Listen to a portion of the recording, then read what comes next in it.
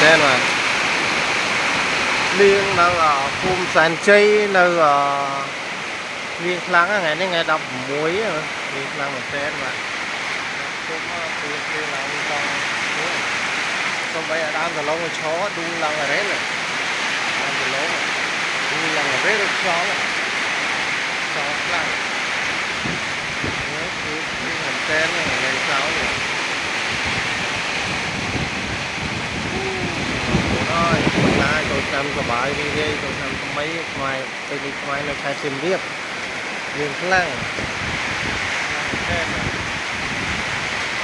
chung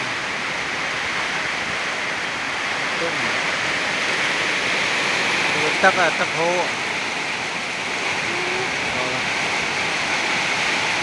lăng tên cháu này lăng các bạn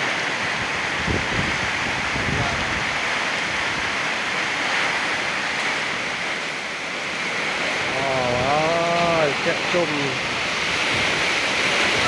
là thật là lô tôi xây một cái vui chết chung đấy đúng mà